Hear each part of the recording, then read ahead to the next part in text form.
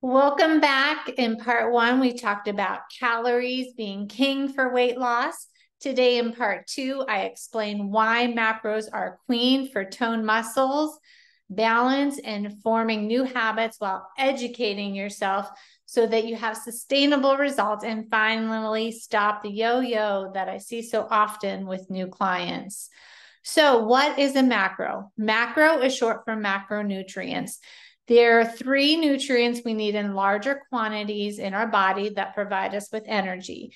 They are the fats, the carbs, and the protein. So 1 gram of protein has 4 calories, 1 gram of carbs has 4 calories, and 1 gram of fat has 9 calories. On a surface level, counting macros simply involves more deeply understanding the nutrients and the calories that make up your food and how they affect your body, which helps you make informed decisions about your food and drink choices. Bring on the Reese's and the White Claw. So macros are customizable to any dietary preference, body type, or goal. You can cut, which is lose weight, maintain, or bulk, making them a great, easy way for anyone who's serious about their body comp to take it to the next level. Everything else in our food, like vitamins and minerals, are categorized as micronutrients and are only required in small amounts. So, as its name would suggest, counting macros focus on the three macronutrients and how to optimize them to the greatest effect. So when you're counting macros, you're counting the grams of protein, carbs, and fats that you are consuming. So carbs are our body's preferred source of energy, which also means they're easy to overdo. So combine that with all the talk surrounding cutting carbs and the popularity of low-carb diets like keto. It's easy to assume that carbs are the enemy. They should be avoided at all costs, right? No. It is true that simple carbs like sugar, white bread, white pasta, and white rice are easy to break down.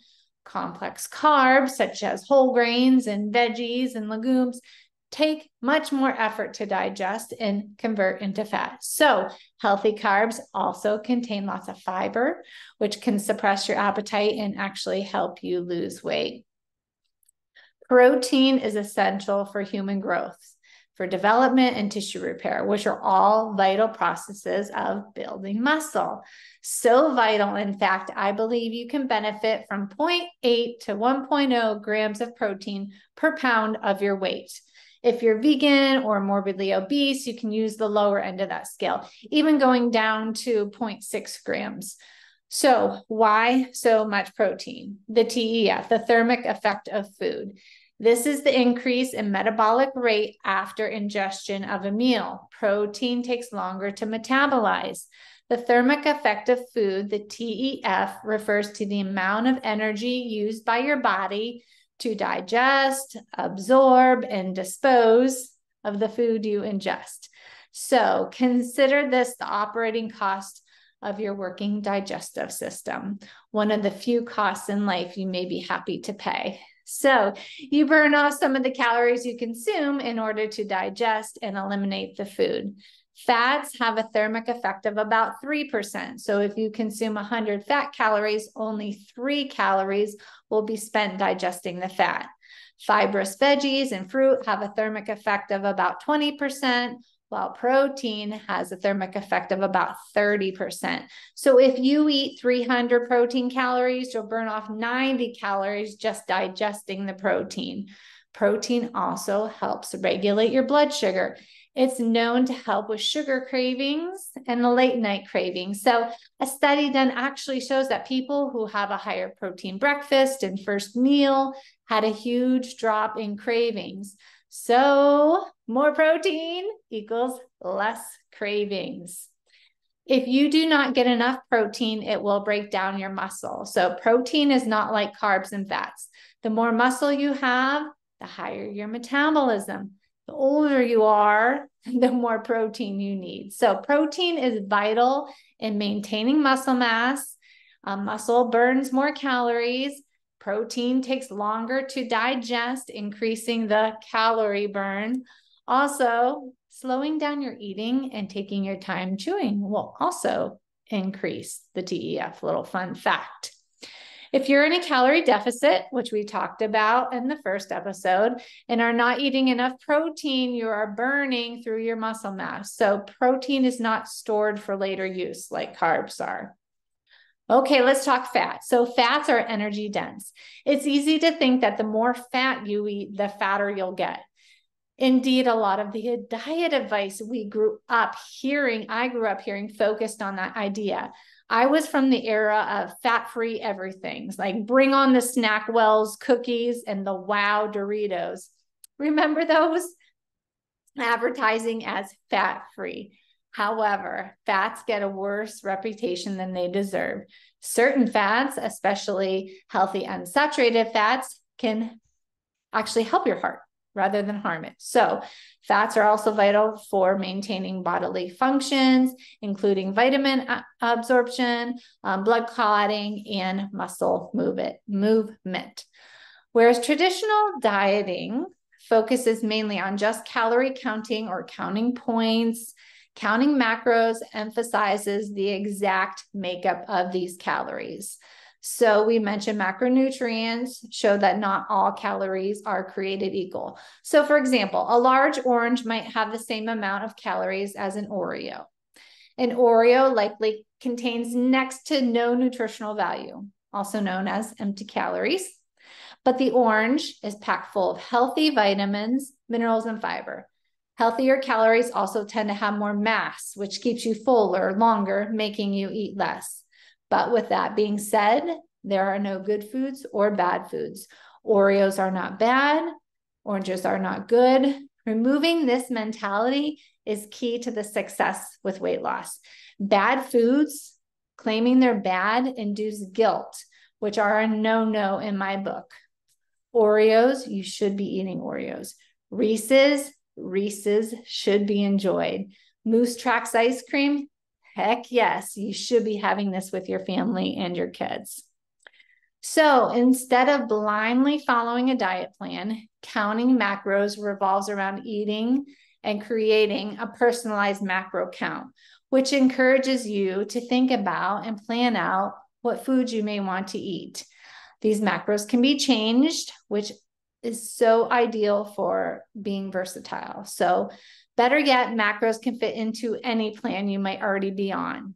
Or do you have dietary restrictions? No problem. Prefer meat? Fine, get your protein from meat. You love fish? Get it from fish. Doing vegan? Substitute that protein with tofu, tempeh, or seitan instead, right? Counting macros is a flexible eating lifestyle. So personally taking charge and actively trying to understand what goes into your body will help you make informed decisions about what you eat while counting your macros. You can adjust your macros to lose weight, leading to living a happy, healthy life that includes wine and pizza and pasta and cheese. So let's determine the hierarchy of nutrition. So if calories determine if you lose or gain weight, macros determine what is lost. So let's picture a pyramid, okay? The base of the pyramid, that's the largest part, is the most important part because calories determine if you lose or gain weight. While being in a calorie deficit will cause your weight on the scale to decrease. If you're in a calorie surplus, that will cause the number on the scale to increase. Second most important is your macros. Getting enough protein will keep you full and support your lean muscle mass. Hitting your carb and fat goals will help you with your energy, keep you happy eating pizza, and it keeps your hormones in check. You can reach the body comp that you desire. Getting enough protein will also keep you satisfied. And ultimately, interchanging carbs and fats based on preference is likely fine if it helps to keep you consistent with your overall calorie goal.